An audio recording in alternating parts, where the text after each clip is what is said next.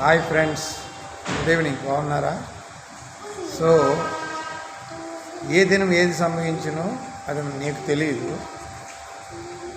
నువ్వు దినముని గురించి అతిశయించకము. ఏ దినం ఏది సంభవించునో అది నీకు తెలియదు.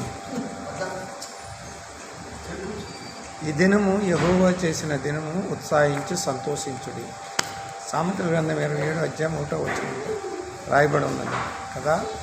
ఏ దినం ఏది సంభవించినో నీకు తెలియదు. కాబట్టి దేవుడిచ్చిన దినములన్నీ కూడా ఉత్సాహించి సంతోషించమని చెప్తున్నాను. సో ఈరోజు I'm at a restaurant. So we are having a birthday party. So we have to rejoice in our life. We have to spend.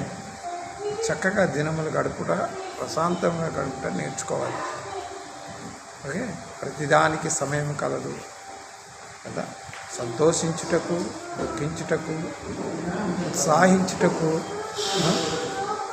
బాధపడుటకు, సంతోషించుటకు, నాటుటకు, విత్తుటకు, పెరికి వేయబడుటకు సమస్తానికి సమయం కలదని ప్రసంగి గ్రంథం చెప్తా ఉంది. కాబట్టి ఆల్వేస్ లైఫ్ అనేది సంతోషంగా గడపడం నేర్చుకోవాలి. That's it. So we will enjoy. We have to enjoy. When the time comes, should enjoy. And when time comes, should do work. Work చేయవలసిన టైంలో వర్క్ చేయాలి. ఎంజాయ్ చేయవలసిన టైంలో ఎంజాయ్ చేయాలి. హ్యాపీగా ఉండవలసిన టైంలో హ్యాపీగా ఉండాలి. కష్టపడే టైంలో కష్టపడాలి. సోమరి, నువ్వు చీమల వద్దకు వెళ్ళి నేర్చుకో. అది వర్షకాలంలో తన కోసం ఆహారం సమకూర్చుకున్నాం అన్నాడు. కాబట్టి కష్టపడడం నేర్చుకోవాలి. అలాగే సంతోషించడం నేర్చుకోవాలి. అలాగే నీతిని అనుసరించడం నేర్చుకోవాలి. నీతిని అనుసరించువాడు ధన్యుడు. కాబట్టి మరి నువ్వు ఏ దినం నీకేం సంభవిస్తుందో తెలియదు.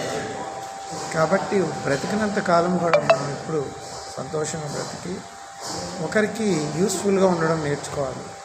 ఎవరిని మనం తీర్చక్కర్లేదు, ఎవరిని విమర్శించక్కర్లేదు, ఎవరిని కూడా మనం బాధ పెట్టాల్సింది.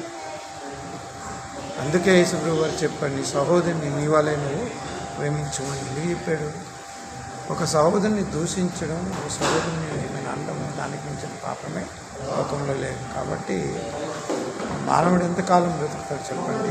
అంతకాలంలో వాడు సంతోషంగా బ్రతుకుతాడు. So leave all your tensions and be happy and enjoy yourself. Okay, good night and all the best.